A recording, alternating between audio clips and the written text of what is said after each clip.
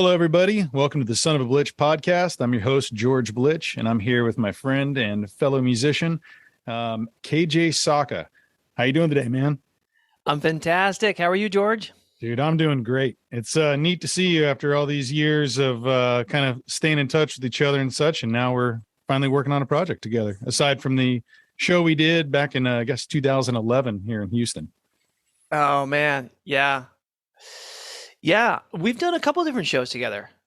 I guess, yeah, we did one in Dallas. I remember that was the first time I met you. The promoter, Steve Armstrong, brought you out. I know he's trying to get us and Dead PA and you to play some gigs there. That was about 2 weeks before you had a major announcement. You said you were joining this group and you couldn't tell us who it was. And I think we guessed all dinner and you just kind of kept shaking your head and nodding. And that was 2 weeks later, you announced that you had joined Pendulum. Yeah. Oh, man, that's so cool that it was right during that time period. Yeah, because I never forget the gig that we played, meeting you guys, that dinner, and then the next gig that we did as well together. Yeah, that was so fun. That was awesome, man. So I was kind of wanting to see if we could kind of backtrack and really hear about how you got started in music and, just kind of maybe go chronologically and you can kind of tell me about how it is that we're sitting here today in your own studio at your house there. So when did you first pick up an instrument? I was about 11 or so, and I don't remember, but the story from my parents is that I was banging pots and pans, and 11, my brother was 12, 13, 14 and a half or so. He's like 3.5 years older. And he got a guitar at that time, and I was immediately like, I want to play something.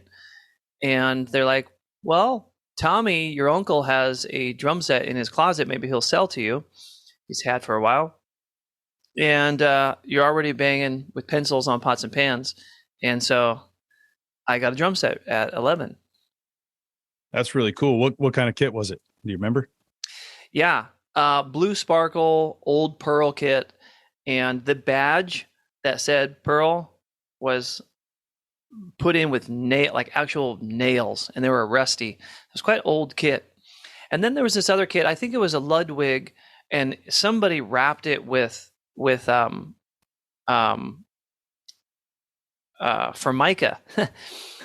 Formica was big in the 80s and 70s, and so yeah, it was like this brown Formica wrapped drum set. There was 2 drum sets that he had, and I turned it into this big double bass kit. Saved up my paper out money, about $300 I think at the time, which was a ton. I think it took all summer to make that, and I felt really good about doing that. And I played and played till my fingers bled. No doubt. Did you end up playing with your brother, or were you just kind of playing on your own, or were you playing to some tapes or CDs at the time? What was your kind of, or were you just going all out on your own? My brother and I started jamming together in our bedrooms, and it was tons of fun learning. We had a teacher named Jay Roberts out of Seattle, and he's this legendary guitar player.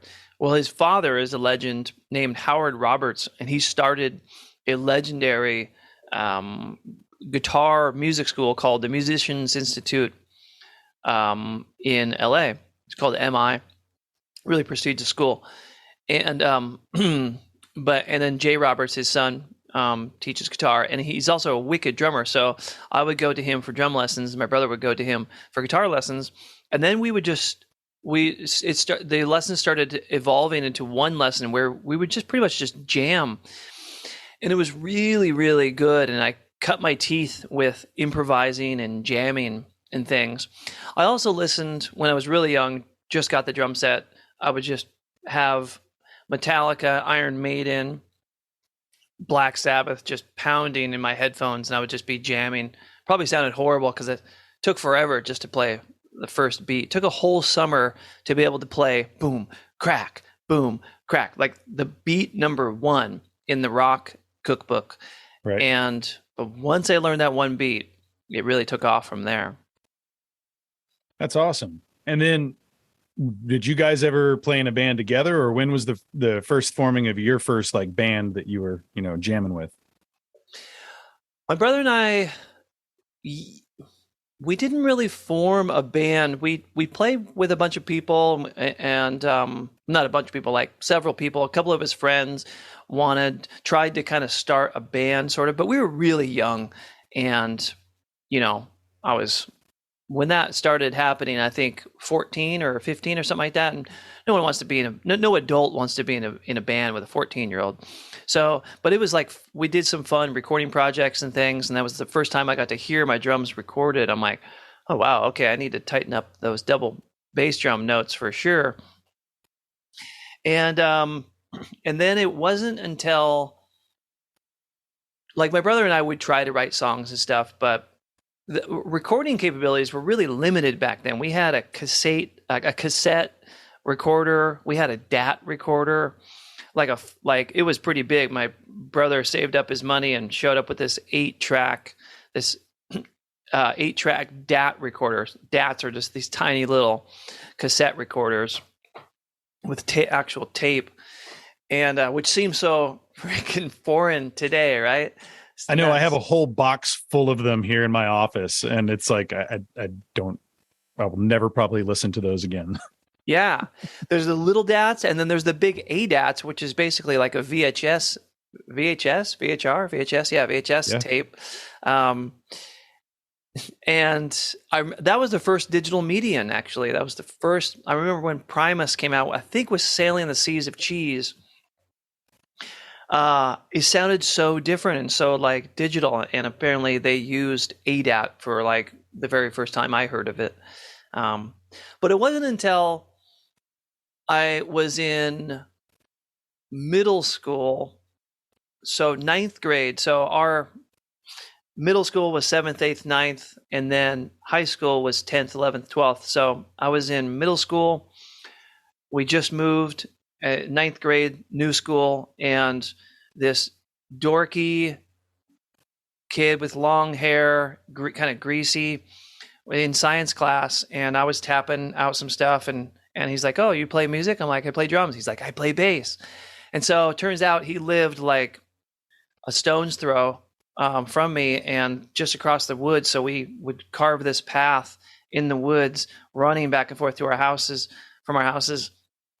And we became best friends. That's Jeremy Lightfoot. He lives in Seattle and still to this day plays on all kinds of records and is an amazing human and bass player.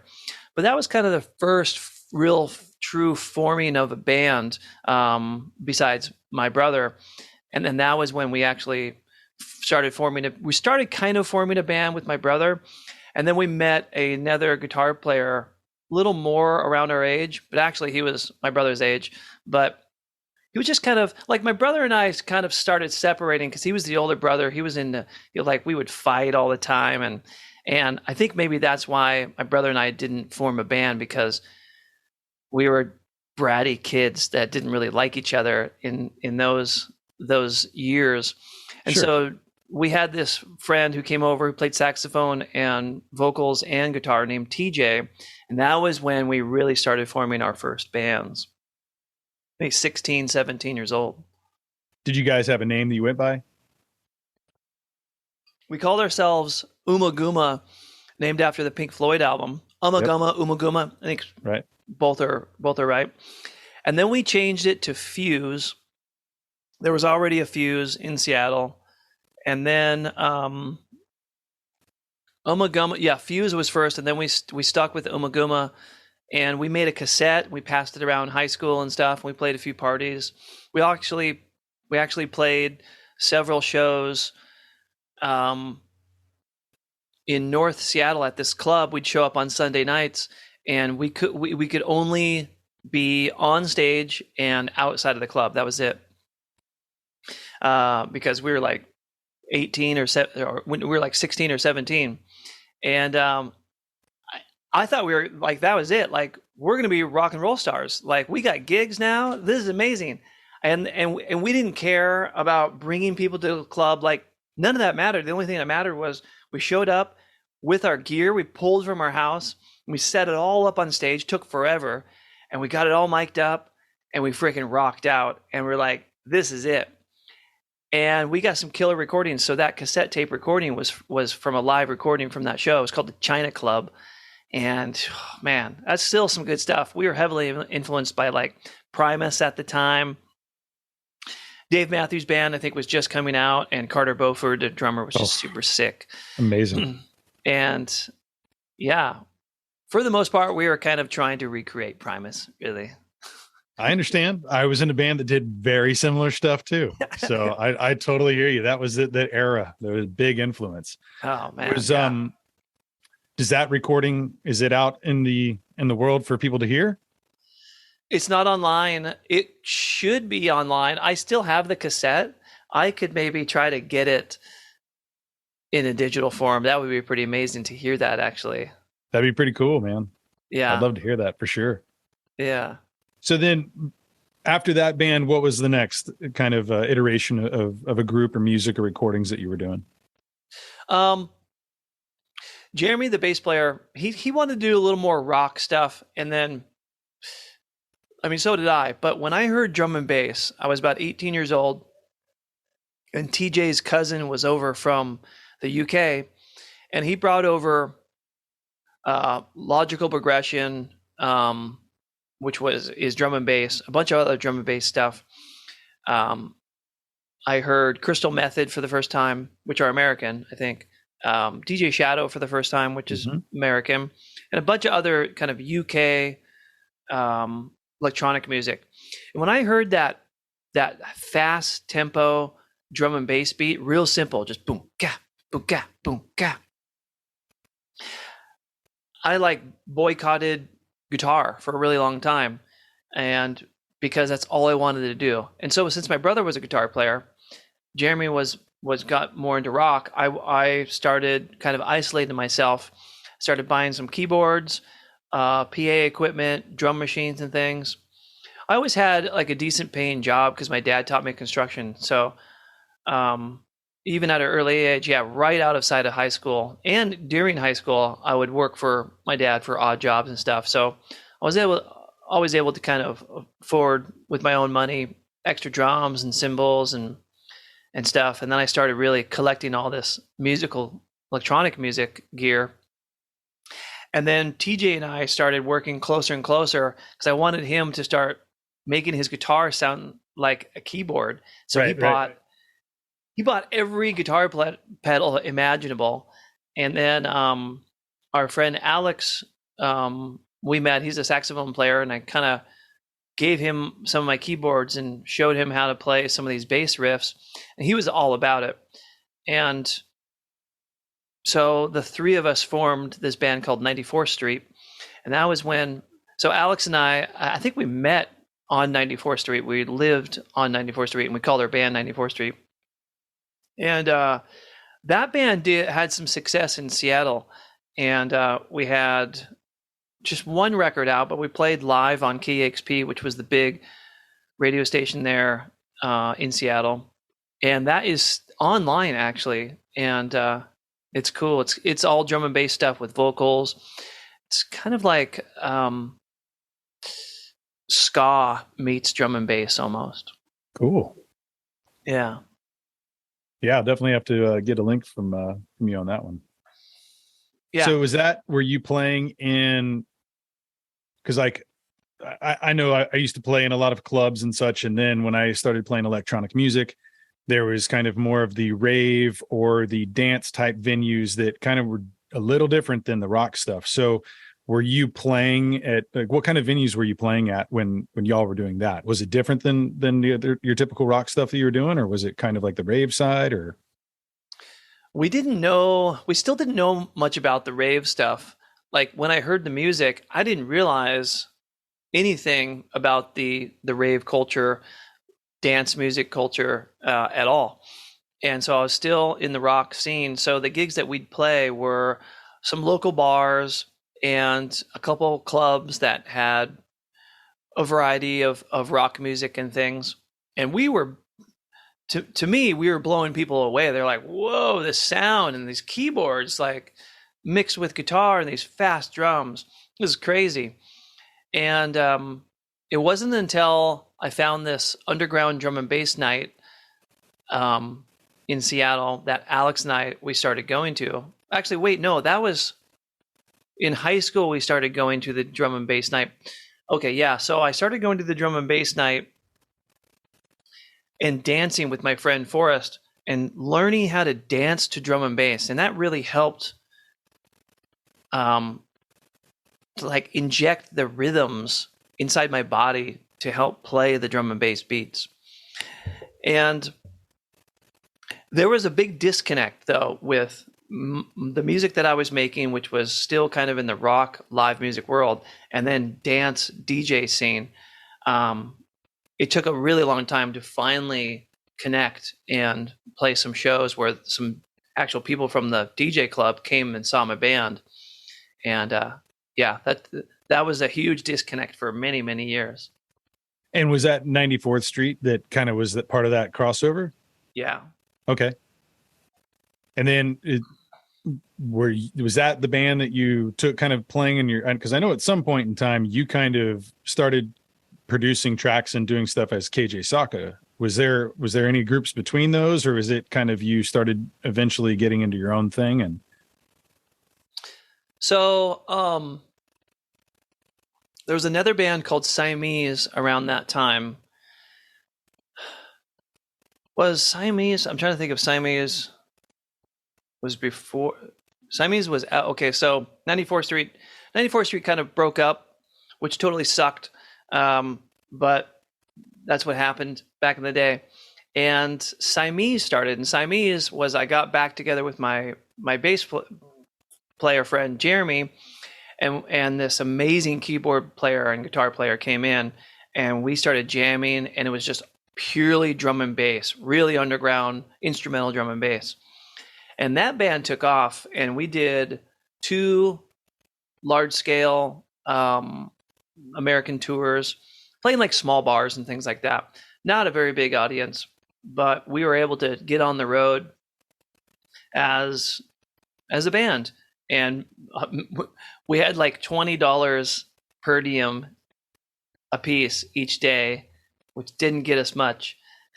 And no, $10. It was $10 per diem. So we get some like beef jerky sticks and things like that, and some juice, and then hopefully have a free dinner at the pub that we were playing. But we had so much fun, and man, we just really cut our teeth with drum and bass and improvising, because that's what we were. We were purely improvised band. We called ourselves kind of the actual jam band. We were actually jamming on stage. We weren't playing jam band style music, right? Like pretty far from, actually, but we were a jam band. And that band could have had more success, but we fell into young woes and drugs and things like that, and we separated. And at that moment I was like, another band breaking up, this is unbelievable. Like, do I really have to start all over again in my whole musical career and musical journey? And that was when DJ Sawka, which then turned into KJ Sawka, started. And you can call me Kevin, KJ, doesn't matter. Most people just started calling me KJ, and so it kind of stuck. But most of the people, you included, that I've known for a decade, refer to me as Kevin. Right. But yeah, so I started as DJ Sawka, and yeah, I started as DJ Sawka during Siamese and 94th Street, but I didn't do anything with it. It was just kind of there, as I was building up my electronic music arsenal. When you were DJing, were you doing live records, or were you kind of spinning, doing live drum? Like what kind of setup was that when you were doing that? Well, it's funny that you asked, because people thought when I showed up with the drum set, people were confused. They're like, I thought you were a DJ because you say it's DJ Sawka. So I'd show up with a drum set, a real small one, like kick, snare, hat. That's it. Mm-hmm. And a record, one record player, Technique 1200, and a mixer. And on that mixer, I could loop, I could do all kinds of stuff. So I could loop the record, pull off the record, flip it over or whatever, and then mix it back in. And then, and they're like, okay, this is dope. But people were confused. And then my girlfriend at the time, she's like, well, why don't you just call yourself KJ Sawka, because Kevin Joseph Sawka is your actual name. So you could be KJ Sawka instead of DJ Sawka. And I'm like, that's amazing. That makes perfect sense. And so that was truly when KJ Sawka was born. I was maybe 20, 25, 26, 27. It was quite late, actually, in my musical career. And how old are you now? 44 now. Okay. I'm 43, right around. So we're almost on the same timeline there. Okay. Yep. Yeah, it's, because I mentor a lot of people, and people are like, oh man, it's been 2 years already. I'm like, 2 years already, and you're complaining, dude. Like that, talk about like plan for 10 years, 5 to 10 years before you finally start making a living that you can quit your day job or something like that, or try to find some sort of day job in music, or artwork or something like that. But yeah, so I talk about my history a lot with people in a teaching way. And that's something that, how long have you been doing that? Because I know you've been doing some mentorship, some teaching. Is that something that is kind of a newfound thing? I mean, I know with COVID, that probably was kind of you got started with this beforehand, right? Yeah. I mean, what made me learn drums so fast was teaching other people in my class. I'd say almost since day one, after that one summer that took me so long to figure out that one beat, mm-hmm. I started teaching. I started teaching my classmates and bringing them up. I wanted everybody to come up. I'm like, wow, like I'm playing this snare drum here in concert band, and you can't even play the bass drum part. It sounds so terrible. Let me help you. And so I've always really enjoyed teaching. I've always, throughout my whole career and high school and everything, I always had a handful of students that I was teaching. I had a larger handful of students, and then tour started breaking that cycle. I Sure. was no good at trying to hang on to my students and to then go on the road and then come back. I was terrible at it. I had to learn how to do that, and it's still challenging.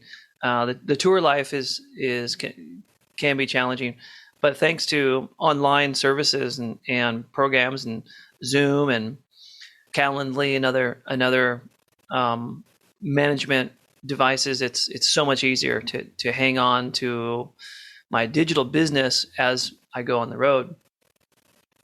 But before COVID happened, I had several handfuls of students, and some of them might be once a month, some might be a couple times a week.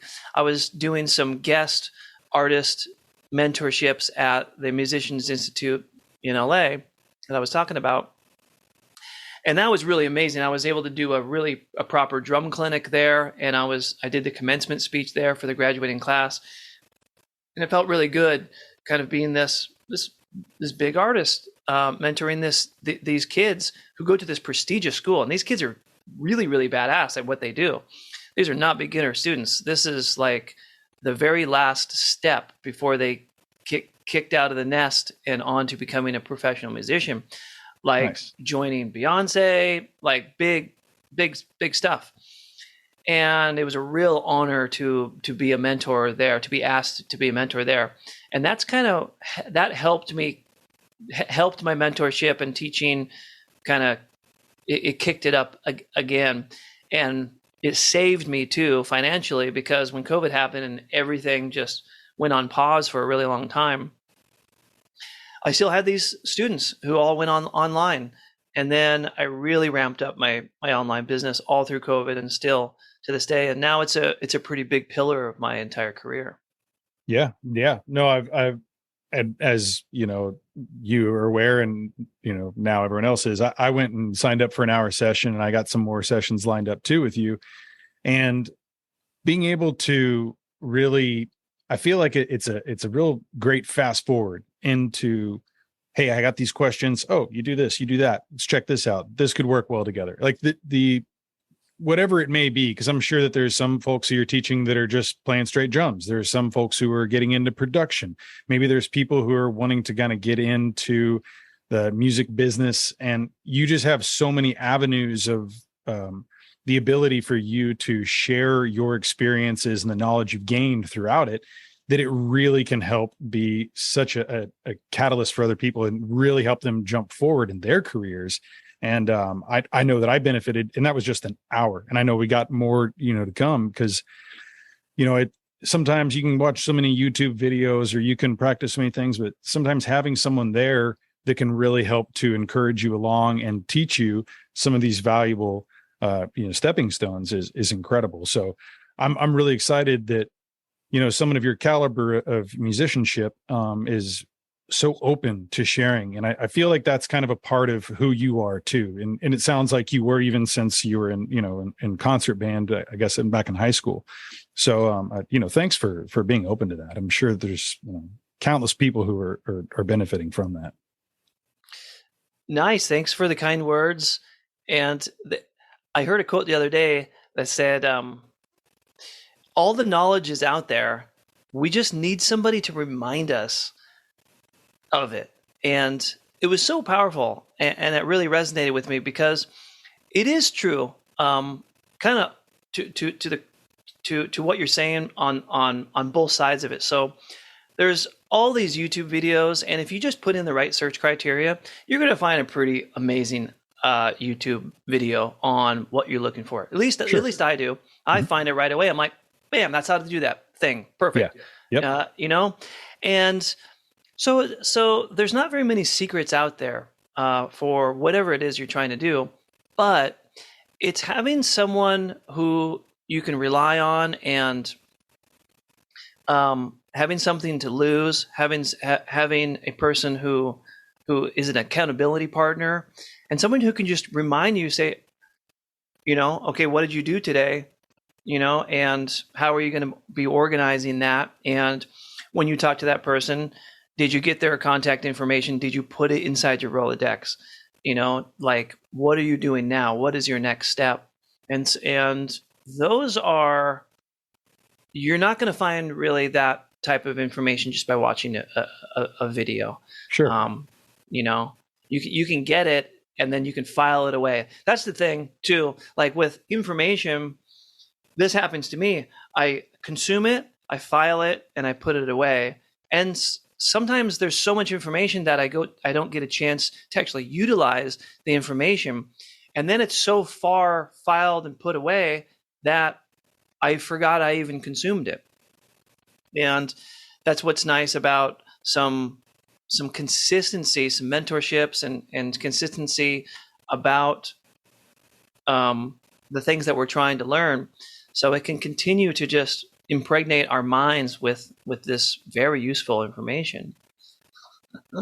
Yeah, man. No, it's so true. I mean, I can't tell you how many videos I've saved, bookmarked, or, I just, like, on my phone, I have like 1,000 flagged messages, and they'll just kind of keep piling up. And then I'll go back there and, go through them. Oh, okay. Yeah. Well, that's the thing I was looking for weeks or whatever it was. And I knew I had consumed it, but then coming back to it, because I'm all over the map in different things that, I find interesting. And it's sometimes hard to organize that, which has been something that's been a struggle for me. And I think even on our first chat too, you're like, wow, your office is a mess. And I'm like, yes, it totally is.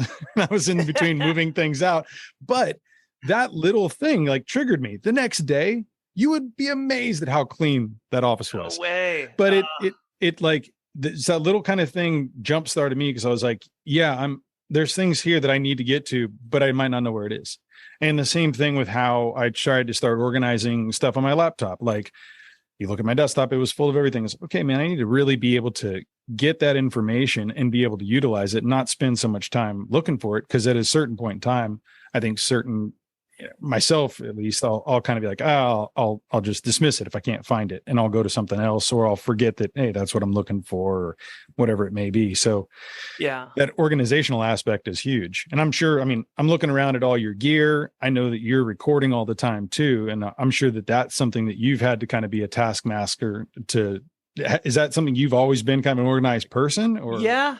Yeah. And then at one point in my life, I started getting really, really disorganized, and things were, it was like a jungle in my studio. It was like the city landscape. So there would be piles of stuff piling up like skyscrapers on every single surface. And it wasn't until my wife, she looked at that and she's like, this is insane. And I'm like, it is insane. And I've never been like that since then. That was maybe 15 years ago. If a pile starts to accumulate of just stuff, manuals, a part for the camera, a cable, just random things, it might sit there for a little while, but eventually or fairly quickly, I'll deal with it and I'll organize it and put it away. And most of the time, I don't even need any one of those things for a really long time. Maybe next week I'll need that part for the camera, that lens or something like that. But everything kind of goes in its place. Plus, all this stuff is pretty valuable, and we live in Las Vegas, so it gets quite dusty too. So I'm always dusting things and stuff, and it helps the organizing process. Just like, oh, that's pretty dusty. Let me just take my paint. I just have a paintbrush and I just dust things, because it gets real dusty here. Here in LA, very, very dusty. Probably in one day it is like a month of dust in Seattle. You're in Texas though. Does it get quite dusty there? Yeah, there's certain spots that definitely does. I'm just outside of Houston. I'm in a little suburb of Houston. Nice. But yeah, we'll go out to my ranches and spend some time out there, and that's a different story. The wind gets kicking, so that's a different type of dust. It is indeed. So I wanted to go back to when you were talking about you were touring and your even like per diem and stuff. Was that a time was that your self per diem, or were you picked up on a label? Because I know when I first saw you perform, you were going out, and I'm assuming that a lot of promoters would call you up, hire you out. Was this something that you were managing your own gigs for a good long while, or did you always kind of have someone else helping you with that, whether it be a record label or a management team? I mean, I know it's a different ballgame where you're at now, but when you were kind of starting out and touring and doing this kind of stuff, what did that look like? Kind of, hey, we want KJ. Then what's the next step with that? Were they contacting you directly, or? Yeah. Even now it is still like back in the day. So I remember back in the day, I would sit on my couch. I'm like, okay, I'm going to do some business. And I would have my notebooks, my Rolodex of contacts, and I'd just start hitting them up. Hey, what is, like, let's say I just played a show. Thanks for booking me. I would have kind of like a protocol. And I wasn't super organized with this, but I really tried hard to when I played a show, follow up with them, and then hit them back up in a month or so. Say, hey, let's try to do 2 gigs a year, right? Like one every 6 months. But then everyone had all these different things, like the club would shut down, and just like so many, like it wasn't, the music industry is not this normal running business, like at all. It's just like, it's ass backwards. Everything is just like wild, wild west. It's just nuts. One company you might work for or do a gig for a promoter, and then the next month the promoter is no longer in business for whatever reason, or the club, and then so I would sit down on my couch like once a week and make a bunch of calls, make some texts. I think text just started. This was way back. This was 2000, 2003, 2004, 2005, something like that. Yeah, that's right. When I started with Dead PA. So I'm right on track with you on these things. Yeah. Right. Yeah. And everything was handwritten, and there was no was there a laptop? Yeah, there was laptops. But everything was kind of handwritten. And so I always had some sort of manager, some sort of person who I could bounce ideas off. And my manager for a really long time, this amazing person, Brian DeWade out of Seattle, he runs a club now, and he's just a really awesome guy. He actually runs the same club that Siamese got our start there at. It's called the Loft. It's called the Monkey Loft now. He lived there, and he that was actually playing that show. One of my friends was like, "Hey, you should come to this loft tonight. A bunch of good players are going to be there. You might be able to jump on the drum set. It starts at 2 a.m. It's like after hours." Okay, cool. And then I sat, it was like 4 a.m. The band was winding down. And I'm like, "Hey, can I jump on the kit?" And he's like, "Yeah, okay, sure." And from that moment, literally everything happened. It was crazy. People were like, "Whoa, like, look at this guy drum." And then this guy PK started to get on the bass, and then Brian came out, because Brian ran the loft and lived at the loft. He came out and he's like, "Dude," he's like, "you want to come back next week?" I'm like, "Yeah." And so I'm getting goosebumps just talking about it. So Brian and I had this connection ever since then. And he's like, "How can I help you?" I'm like, "Manage me, I guess." And like that's such the classic thing. Is like, "Hey, I'm your manager," or "I manage this person." I'm like, you have a manager? Like, what? This isn't a business. This isn't a money making business of any kind, and you have a manager. It's crazy. That's kind of the thing, though. I don't know. Like, since the dawn of time, musicians, like, "Oh, just keep on playing music. Just, don't, I'll handle the business, And that's where everybody goes wrong too. Like, musicians need to understand what the heck is freaking going on with their financials, with, like, you can't have any part of your life in disarray, especially your financials. And your schedule and everything. But a lot of times managers, an artist will look to the manager, or an artist will want to provide all those services. "Let me help you out. Let me try to help you get gigs. Let me help you with the finances." And they might not know squat about any of that. And Brian didn't know anything at all. So we just kind of started together as friends. He's an artist. He helped design our posters. He helped us get gigs because he was the booking agent at a place called Toast in Fremont in Seattle. And so we started. So, hey, our manager is the booking agent of Toast. Perfect. We got Toast. So I was always on the phone with him, just spitballing, trying to come up with ideas. And like, I was probably a total jerk at the same time. Like, "Come on, man, like, get us some shows, like, what are you doing? What are we paying you for?" Like, I can't remember how many of those conversations that I remember having. Total jerk. Like, that's not. Finally, growing up in this path, I realized that that's not okay to talk to anyone like that. But it's just like sometimes musicians and artists kind of have some sort of entitlement thing, because no one told them that they need to do all this shit themselves.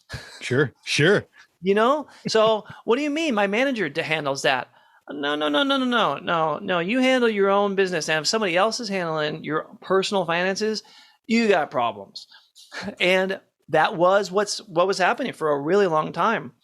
And still to this day, there's so many artists who I mentor who don't know any better, because that is kind of what is taught to musicians as a whole. And I think that's one of the main reasons actually why musicians kind of get stuck. And "Hey, what did you do today?" "I worked."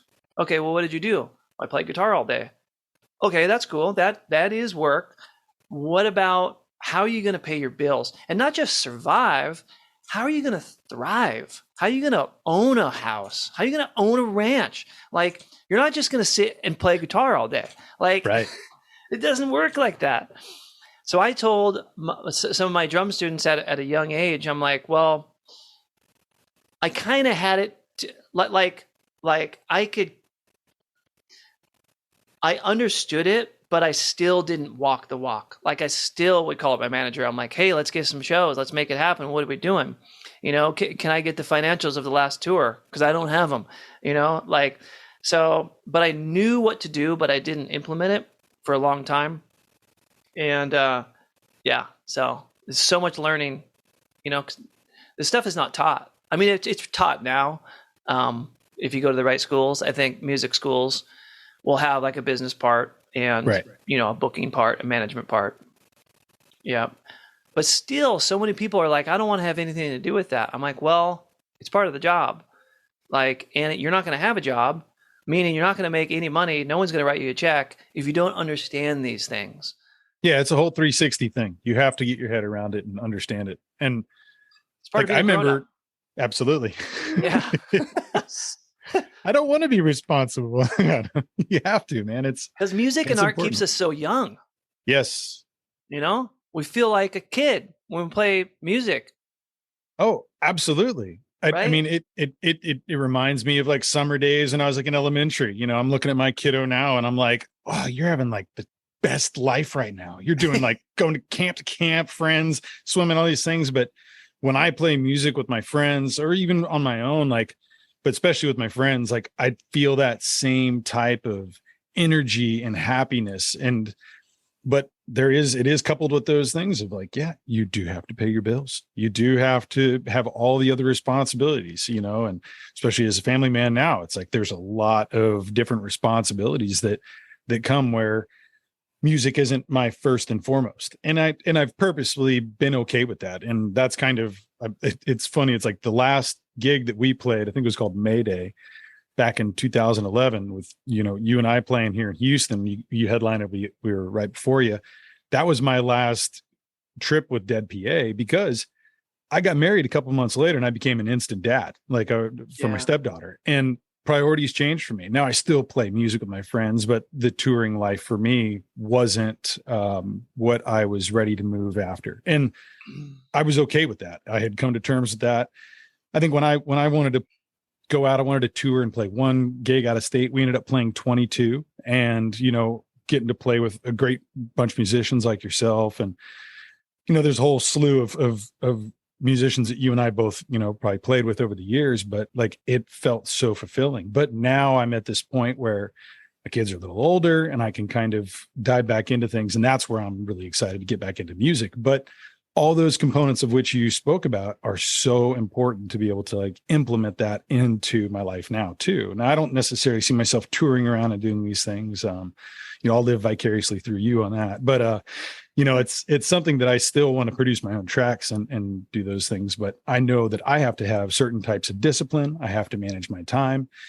And when you and I were talking about on our first session, you were like, you know, being an artist, sometimes it's going to rub people the wrong way because you have to dedicate some time for yourself and other things will get pushed outside. You know, there may be other projects that I was working on or other hobbies that if you're going to get serious about something, you really have to put your focus on. And not everyone might like that. Maybe I'll have to play in one less soccer team. Maybe I won't be able to do this other side project, whatever it is. That it's really now as I'm older and I understand what really goes into my own time, my own discipline.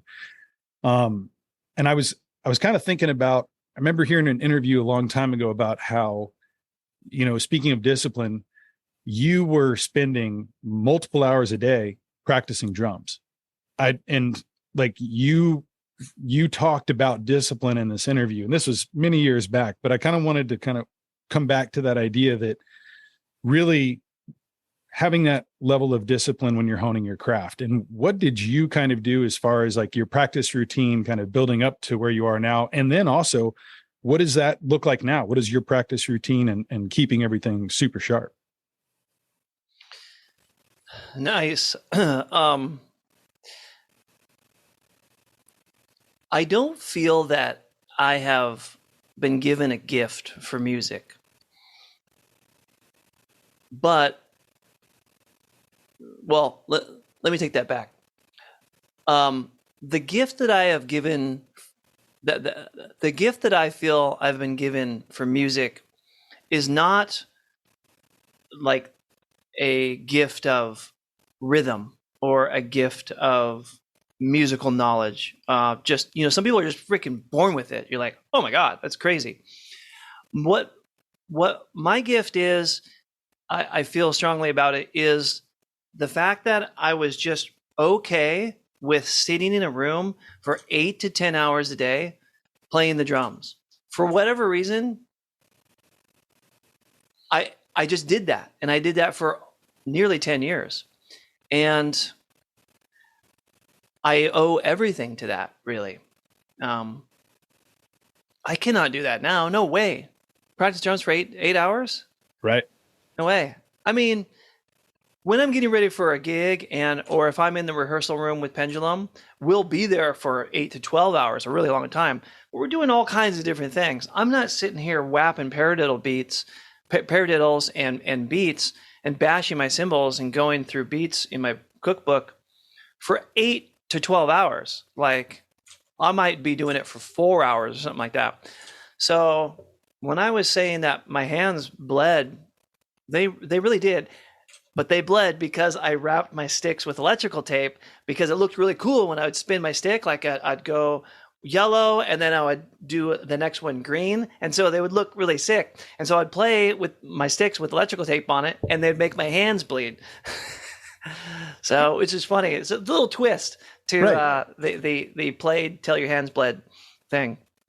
It ain't no secret though. But yeah, so it's funny because I was doing a bunch of drum clinics lately, and they're like, okay, wait a minute, practice 8 hours a day for 10 years. Cool, got it. And it was kind of, someone made that comment. It was kind of discouraging a little bit, like, geez, like that's not going to happen, right? But there's plenty of people who are insane drummers after only 1 year of playing, or within 5 years, and they are only able to play the drums 1 hour a day. So, within those 8 hours of me playing, I might have been dinking around, playing doubles for way too long, playing one beat over and over again. But that's actually a big reason of how I play, is I literally played one beat for like 4 hours straight, the same boom, ga, ga, ga, ga, boom, ga, ga, ga, ga, boom, the drum and bass beat. Because every time I hear someone play the beat, I'm like, I don't think that's right. It just doesn't sound like the record. Listen to it again. Listen to that hi-hat. It's like this, it's literally the same exact technical thing that you're doing, but the dynamic needs to be 9 inches as opposed to 5 inches. Like that's, and like at that 1/8 note. And they're like, whoa, talk about diving into the micro. And I have one student who does do that. They're like, I started teaching them, I don't know, maybe 4 years ago, and they've come to me and they're playing the one beat, and they're like, yeah, you taught me to play this one beat for as long as I could, and that's what I've been doing. I'm like, yes, like that's awesome. And now the beat sounds really, really good, because a lot of times it just sounds like someone's playing a fast rock beat. That's it, just right, really fast. And I'm like, let's just get you on a big kit, or maybe we get you on a smaller kit. It might sound better or something like that. But fast rock beat, or yeah. I don't know. I don't even know what your question was. I forgot. Oh, just talking about like your discipline, because I know that you had spent many hours of like practicing and kind of perfecting an art. I mean, especially in this style of music where, my own experience is, you're playing something where, with the rock band, you guys can kind of slow down and speed up sometimes, and it can still work.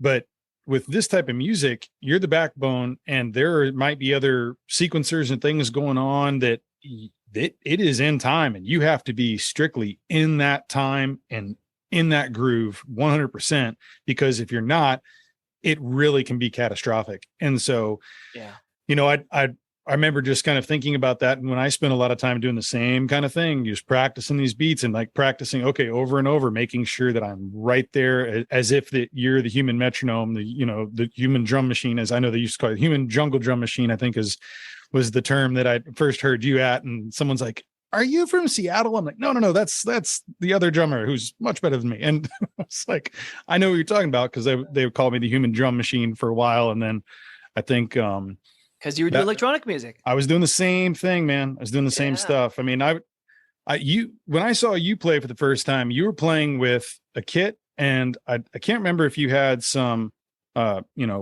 basically like electronic pads on it. But that was another question I had too, is like when you were touring around, and I remember I had like the Roland V drum kit, right? And so everything could be collapsible, and I'd put it inside a heavy case and try to make it under 100 pounds whenever we'd travel through the airport, so we didn't get dinged on a bunch of extra charges or whatnot. But when I saw you were playing, you're playing on a live kit. Were you at that time like shipping your kit around, or were you saying, hey, I need this, and this, and were you bringing electronic pads? Like how are you facilitating those tours at the time when you were maybe flying in for a gig and then maybe flying back home or something? I've always backlined an acoustic kit, and acoustic drums have always been my thing. Mm-hmm. And it wasn't until, I don't know, deep into my career, like 10 years ago, which is still a long time into my career, of getting the kit. I think around that time when we played that gig, I was like, wow, look at that. You're on a full electronic kit. That's so cool. And so around that time, I switched to Roland from D drum. And the problem for me for a really long time was I wanted to use my own sounds, and I would always have to trigger a sampler or trigger Ableton. And at the time, triggering Ableton, there's so much latency. And I would rehearse with all of these triggers and stuff. And then right at the very end, right before I was about to leave for the plane, I'd just I'd pull the trigger, and I'd be like, or I'd unplug the trigger. I'd be like, I can't, it just sounds terrible. There's this latency, and there's too many things to go wrong. I'm just going to play my acoustic drums and then have the pads separate to be playing. Cause, probably for a decade, I tried to make acoustic triggers happen, I mean, I still do, mm-hmm. But it wasn't until about, that long ago when I switched over to like full electronic drums, and Roland helping me out in a major way, like them like providing drums for me and things. That was a big one too, because I just had all these really old drums and piezo pickups on the drums for a really long time, and a combination of those and D drum triggers. And yeah, joining Pendulum in 2009 was a big turning point. So yeah, about 10 years ago or something like that. A little bit more, actually. Gosh, almost 15 years ago now. Yeah. Time is flying. And yeah, so about 15 years I've been doing more electronic based stuff, but still holding down acoustic drums. I mean, on all my streams, it's full electronic kit. I'm playing tons of the sounds that are inside the module, and I'm able to tweak them like crazy now and add my own sounds in. Finally, about maybe 5 years ago, when the TD50 came out, you can actually finally add your own sounds in. But before that, they came out with the SPD SX, which is the most popular drum pad in the world, and you could add your own sounds into that too, which is so cool. But before that, I was triggering a variety of samplers and MPCs and things like that. So kind of when you're talking about like when you're like triggering your own sounds, I recently bought one of your studio drum packs. So I know that you're creating your own loops, sounds, and then you're basically taking these and putting together as a packages for different uses with software, digital audio workstations. When did that begin? And like, can you kind of walk us through the process? Like some people who might not understand what that exactly is, like kind of, you know, for the layman, how is it that you were recording these, bringing these out to the world, and what exactly is a drum pack? Yeah, so I've been making drum packs since 2006, I think. A drum pack is it's like a toolkit for songwriters, producers. So mine consists of like hundreds of drum loops and in variety of styles, time signatures, and tempos. And a lot of times there'll be snares, kicks, hi-hats, cymbals, all chopped out, called one-shots. And they're in a folder. And then a producer can just go into, when they're inside working on a tune in their DAW, they can go to my pack, open up the snares, and they have 100 snare drums there that they can choose to produce with. And same with kicks and cymbals and things like that. Or just throw in a drum loop. Boom, you have a tune. A KJ Sawka loop, that sounds good. I'm looking for a drum and bass tune, a drum and bass beat. Grab KJ Sawka drum and bass loop number 1 and put it in there. Sony made this DAW called Acid, and they would come up. They had all these sound packs and on CDs. You could get them in Guitar Center and things like that. And they called me up. I forget how I met them. I think they were based in Seattle, actually. Called me up and said, we'd like you to do a loop and sample pack. Have you ever made one before? I'm like, no. And it was funny because I forget the person's name, but he was like, now this might slow you down on making actual original music. I just want you to know that. And I'm like, really? Huh. Okay. You know, cool. Thanks for telling me that.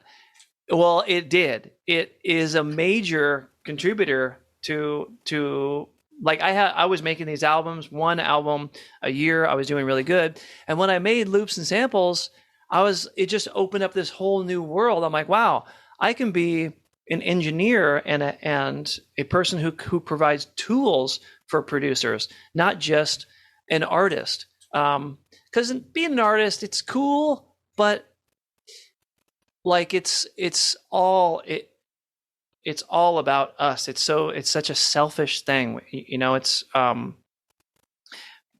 can't help it. It's the me show at all freaking times.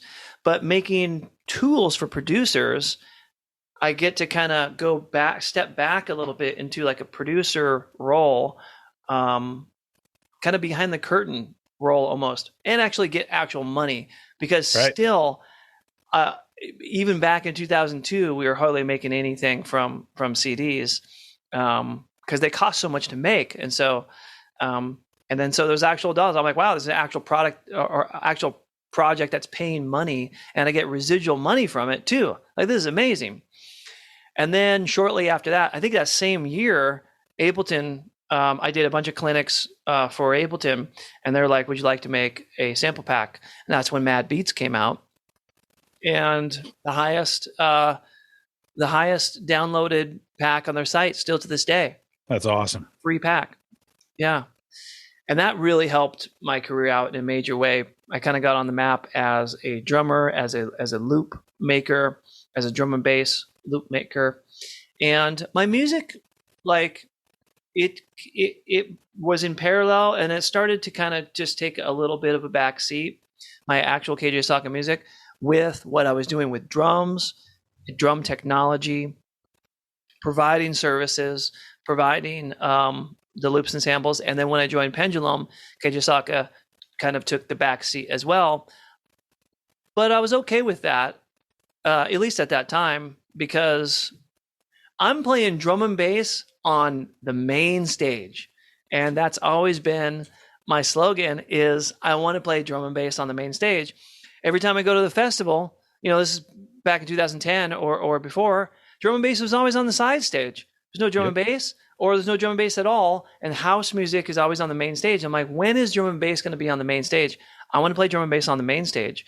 That's my goal. And then, bam, Pendulum calls me up, and now I'm playing drum and bass on the main stage. So, in front of hundreds of thousands of people on any given weekend.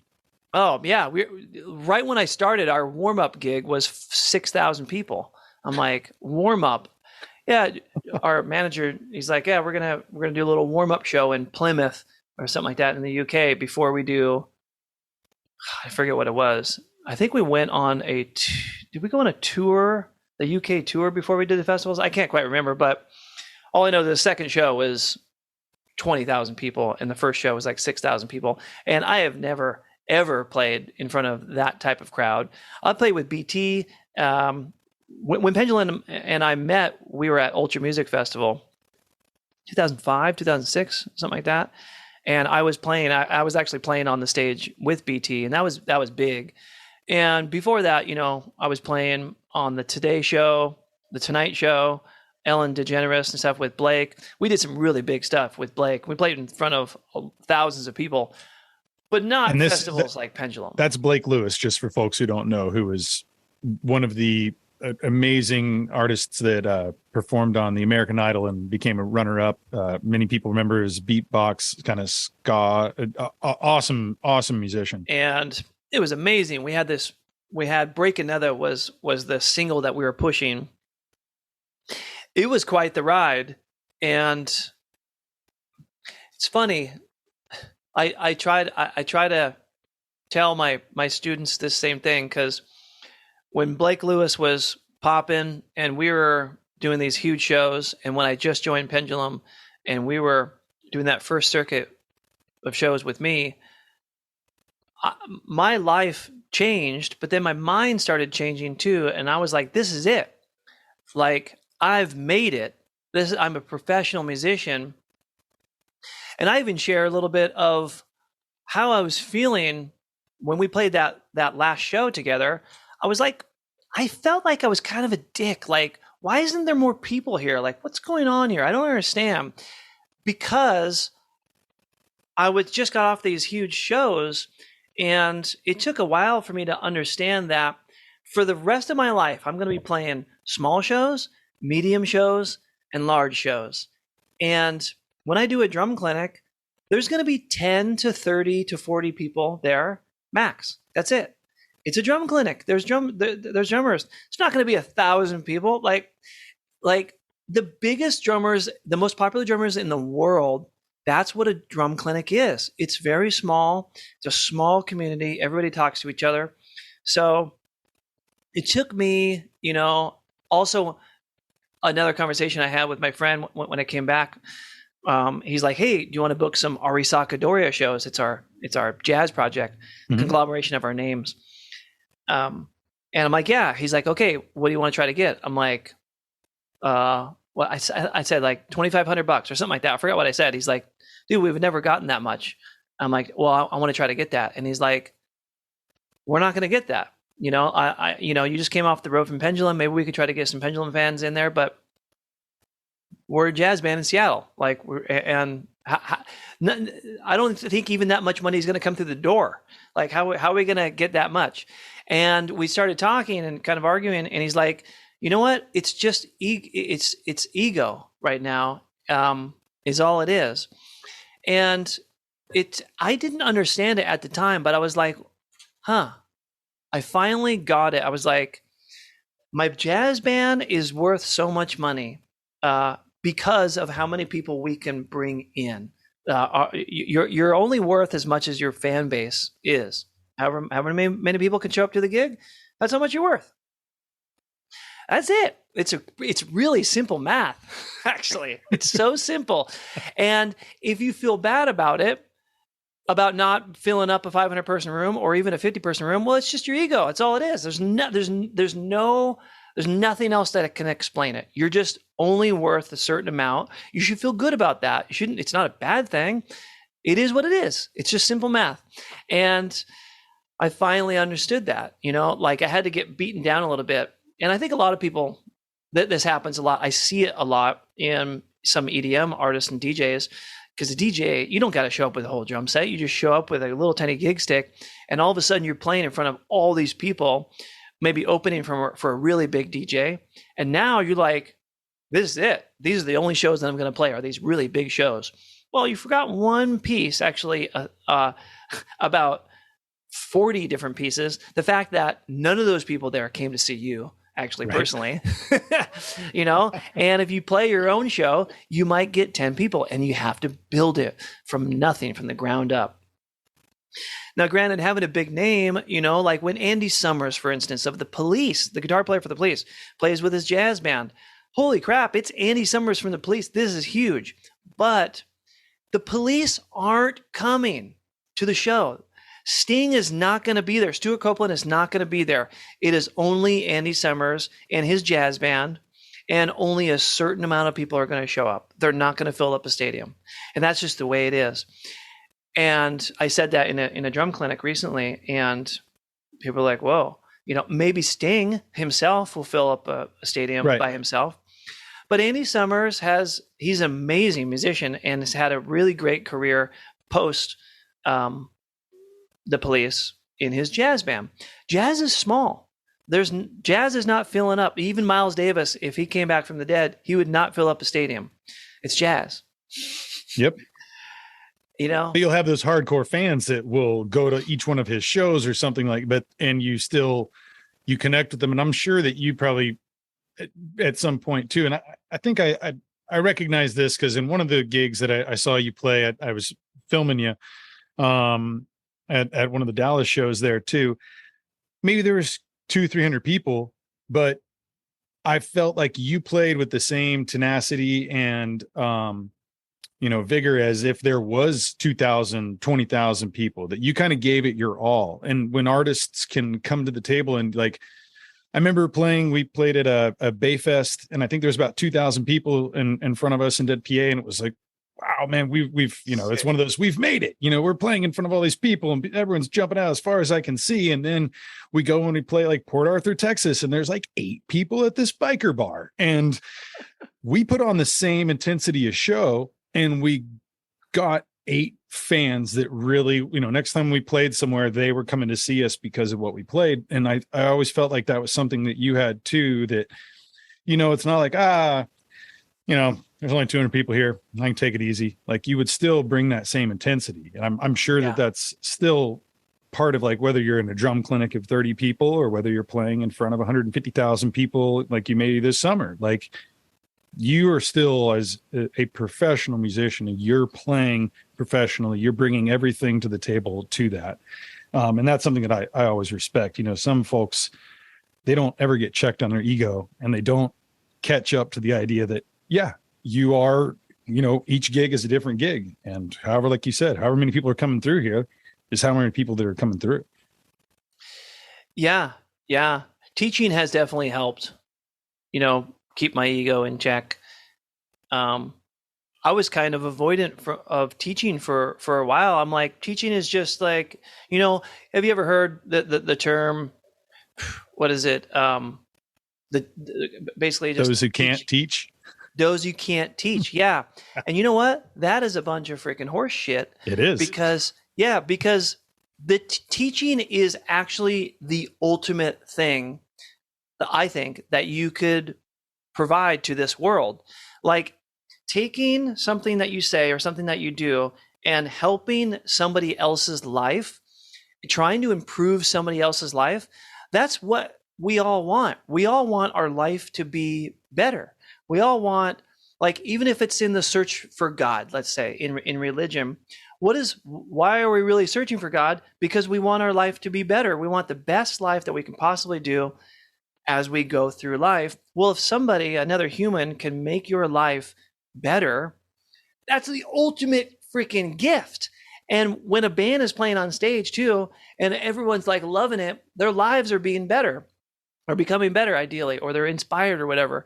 And I used to think that that's what I wanted to do. That was the gift that I wanted to provide for people, is be on stage, hopefully changing people's lives from stage. And that was it. I didn't want to be teaching. But what I realized was teaching, it truly is the human to human connection that I was missing, actually, and making my ego grow in a bad way. And so teaching is grounding, teaching is egoless, like, I'm not trying to get students because I'm KJ Sawka and I've done all this stuff. It helps, of course, bolster the brand, but I have something that I'm trying to offer, which is improve this person's life. That's it. Right. No matter where they are in their development, beginning, middle, or a master. I have students who are drum teachers themselves, and I'm helping them trying to get more students. I'm not trying to take their students. I'm trying to help them get more students, which is a totally crazy thing. It's a teacher's teacher. That I feel really, I feel profound. Like it's incredible. I can't believe I'm even doing that. I'm teaching some teachers. This is amazing. I'm only 44 years old. Like this is nuts. It makes me feel good. That's great. As it should, man. As it should. Yeah. Oh man, that's incredible. I was going to ask you too, as I'm kind of asking each guest that I have on.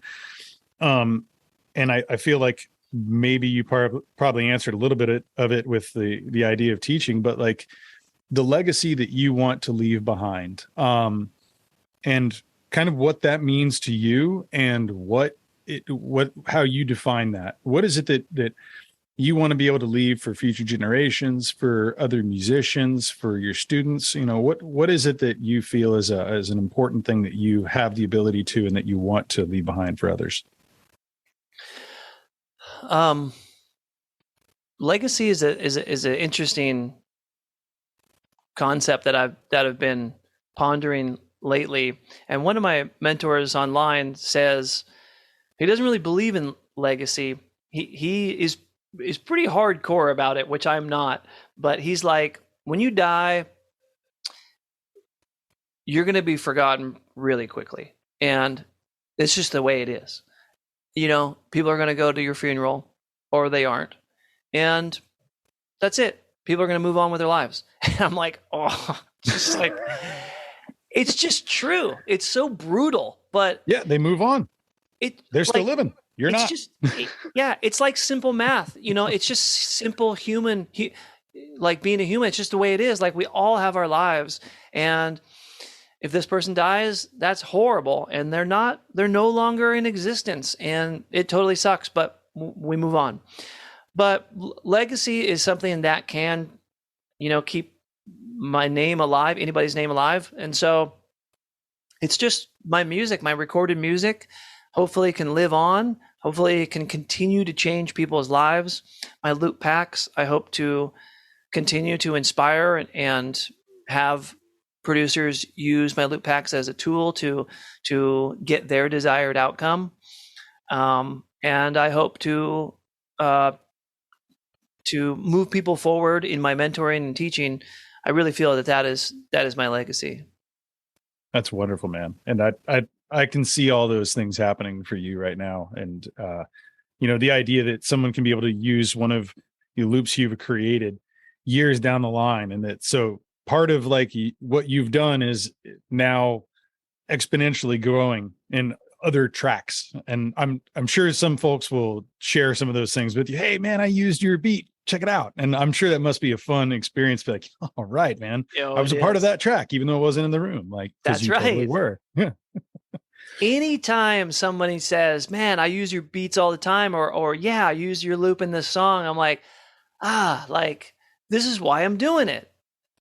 That's so cool, man. And people need that stuff too. I always tell people that, some people are like, oh, how do I get all these fans? You must have a lot of fans, and fans, like the word fan. I'm like, if one person is in the room and is being moved by you, they're a fan. And really all you need is one person, because that's the concept of music, at least in my mind, is you play music and as the creator, and then there's a listener, and there's always somebody listening. There's always somebody that has the potential to hear your music, and your music has potential to change their life in some way.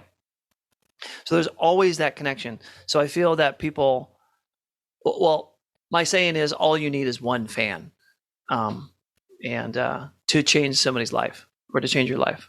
I forget what I said. I guess it's not a slogan. I guess I got to figure that out. Tighten it up, man. That's fine. It's fine. Spitball. But I totally hear what you're saying, because I always feel like, that type of symbiotic relationship. And I feel it most when I was performing live or even in the audience. Like for one particular musician, Michael Fronte, who Michael Fronte and Spearhead, seeing him like on stage and performing and pushing out all this amazing energy, and then everyone else is kind of echoing that back, and it just continues to ripple and build.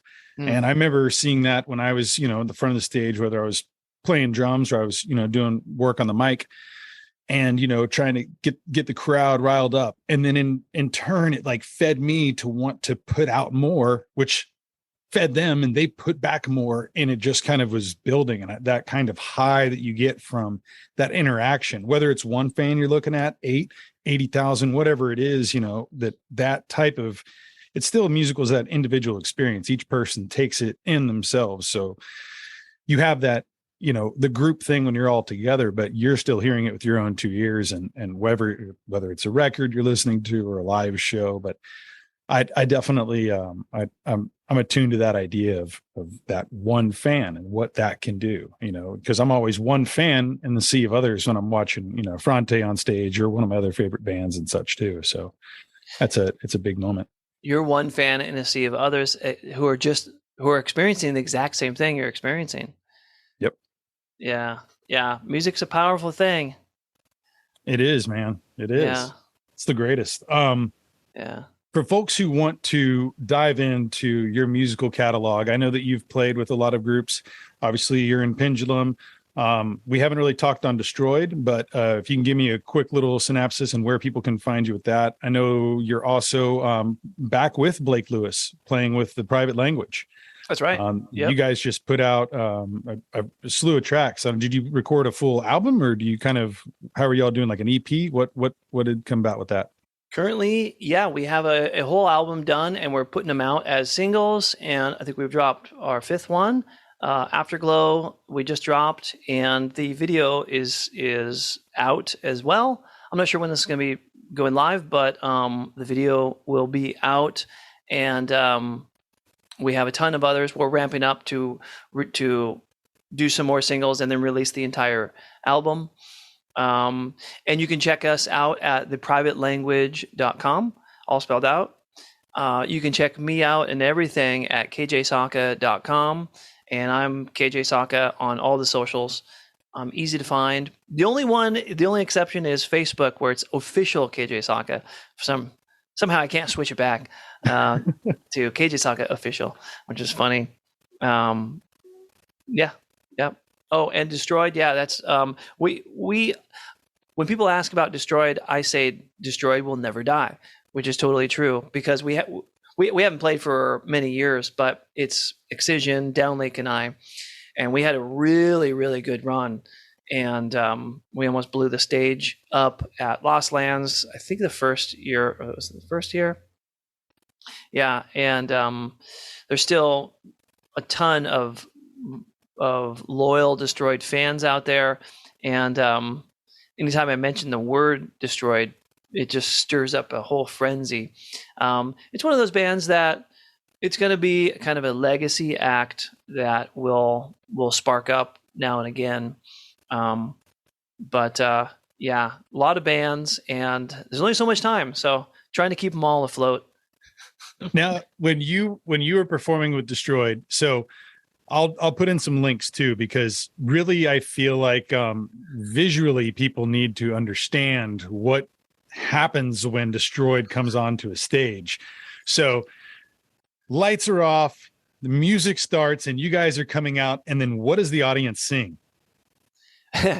3 alien robots on stage with I look like the Predator. I've got braids that have lights in my braids, full costume from head to toe. We have big boots on that have lights in them. Jeff and Sean are up there playing these crazy MIDI guitars that have lights all over them. We have low line fog shooting out from our boots. We have lasers. We can shoot lasers from our gloves. And I'm on this insanely big double kick drum, all electronic kit with 2 laptops and it's wild. Now, Playing the meanest dubstep stuff you've ever heard. It's so dirty. It's so awesome. I love it. I was wondering because I remember whenever I'd get done playing a set, there would be Lake George. I'd just sweat pouring off of me. And I saw you in that, and I was like, there must be some type of air conditioning system or cooling system that's in those suits for you guys. Yeah. Otherwise, y'all would melt away. What keeps you cool when you're jamming in those? I guess it's the same little neoprene shirt that a NASCAR driver would wear, which is a workout shirt that it's got this little water thing that goes around, kind of like a floor heating or floor cooling, and it cools our chest. It's this heavy shirt with a cord coming out of it, and we plug it into literally like an ice bucket, and it filters cold water through, and that lasts for about 5 minutes, and then it is not cold anymore. It is hilarious. It feels really good too. Like when that comes on, it's a strange feeling. It's really strange. Have you ever had an IV and like a vitamin C IV? You ever had one of those? Yeah.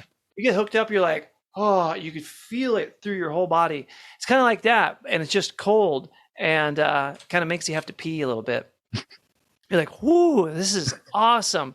And then in 5 minutes we get used to it, and then we're like, this is so hot. Yeah, but there's our tech we had like several techs like eyeballing us the whole time because we have cords hanging off of us. There's so much that can go wrong. It's really hard to see out of our mask too, like crazy hard. Can barely look down because when we look down, our chest plate will hit our mask.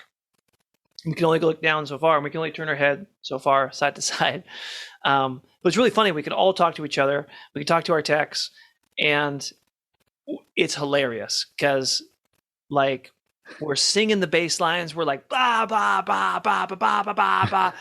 Like the talking is louder than the music, and we're all just laughing while we're playing the most serious freaking music with expressionless masks on, and no one has any idea what the conversations we're having while playing the show. It's ridiculous. Oh man, I wish there was like an audio recording of you guys to just be able to play. We have some. It is funny. Yeah, like I'm tangled up, and I'm going, okay, guys, here comes the drop. Are you guys ready? No, hold on, I'm not there yet. I'm like, well, there's no stopping it. Get over there. Get to the stage right. And then we're like, careful, guys, on your right. There's gonna be some CO2 blasters, and then watch out behind you. There's gonna be fire, and it's just like nonstop. And then we're like making fun of each other, and it's good banter. That's awesome. That is so awesome. One other group that I know you've done some performing with too that I want to touch base. I want to kind of get some of the major ones you've been playing with as Illenium. Sorry, I always say it wrong. So he does his own stuff, and then you started to come in and produce tracks or play live with him. Kind of give me that quick rundown. Yeah. I was in the studio with him, kind of like not producing with him, but gave him a bunch of beats. He's used a lot of my loops and samples, and we helped go through a couple in and out sections and a VIP of some of the tunes that we were playing. And I did like a whole tour with him, and it was crazy and wild. And we were playing stadiums and arenas, and he's Nick Miller, really cool guy. And what a badass. He's just constantly coming out with hit after hit after hit. Yeah. I'm like, I don't know how you do it. He's like, oh, check out this new one I got. I think it's gonna be pretty good. I'm like, the vocal. I'm like, how did you do that? Because he's not a schooled musician that started, like, he just started music because it kind of saved him because he got into drugs, and he it's public knowledge, and he has shared that with people. Mm-hmm. And in only a few short years, he's starting to make Millennium style music. Now, this is a really big, he's a huge inspiration for so many artists out there who you don't necessarily have to go to music school. You don't have to be proficient in sound design and music theory and be a master of rhythm or bass player or guitar player or piano player or whatever. He did it. And what he did was head down 8 hours a day producing music. And now look at his career. What a story. He's got a big story. And actually, a lot of his fan base are not, which is huge. And a lot of his fan base are not there just for his songs. They're there for his whole story, which is really remarkable because they have a connection to that. And so I tell a lot of people that too. I'm like, what is your story? It's not just about your music. It's about how you grew up. It's everything. And honestly, that's everything for anybody's business too. I'm starting to really connect the dots for people too, that music is not really any different than if you want to start a plumbing business or you want to start a fishing and a store with tackle and bait or something like that. I mean, of course it is, but there's still so many basic business fundamentals apply that you need. Now you got to get custom. You got to create a product. You got to have a distributor. You have to bring customers in. You got to have sales, marketing team, branding, all this stuff. It's all the same stuff, except music is way harder to make money. Until you get over a threshold, though. Yeah. Like if you're the A-star artist, like then the sky's the limit. You know? That's true, man. No, it absolutely is true. Well, man, I know you got some other things you probably got to get going today. I want to thank you so much for taking the time to chat. I know it's been great for me. I know a lot of people are going to love listening to this podcast and watching us on YouTube. And I'm going to make sure every single thing we talked about, all the groups you've played with, I'll be putting links in those. And if you find some of those early recordings, I will throw those down there as well too. So, I'd like to hear the musical progression and so again, everyone can find, KJ Sawka any place except for the Facebook, which will be official KJ Sawka, as you said. And your other groups, your Private Language is out now. Got Pendulum, Destroid. Is there any other ones that we've mixed that I've maybe missed? I have a group called Everything Must Go, and I've been attaching KJ Sawka to that name, so you'll find Everything Must Go under KJ Sawka. But we are MGO at everything, so EMGO. Okay. Good deal, man. Well, once again, man, thank you so much. And, down the road, I'd love to get back with you and kind of chat about the next phases and stages of everything you're doing. And definitely. Looking forward to that. And so, you're also the last thing, you're going to be doing some touring with Pendulum. Where are all you guys hitting this summer? Where can people catch you? Yep. We're going to be doing, Finland, Hungary, the UK, and Belgium, several other European places. Yeah.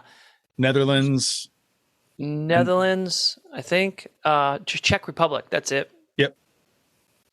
And, so we're super stoked. We're doing kind of like one-off festivals. That's what we do a lot. And then if there's we might do a large run of shows, like in Australia, we'll do a run of shows and call it an Australian tour. A lot of times we'll do that in the UK as well. Even though the UK is so small, it's really common for bands to do a whole UK tour. And since all the other guys live there, we'll probably do that at some point. None of that is public yet, but probably 20. It's just we have a big plan for 22, 23, and all the 22 shows are on our website. You can check those out at pendulum.com. I think Pendulum or pendulumband.com. I think it's just pendulum.com. I'll put the link in whichever one it is there. And is there going to be any KJ Sawka shows, one-offs, or tours coming up? Oh, yeah. I have a big one coming up called Base Camp.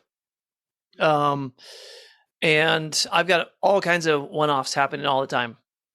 Yep. Okay, cool. And that'll be kjsawka.com to catch up with Everything's those. there.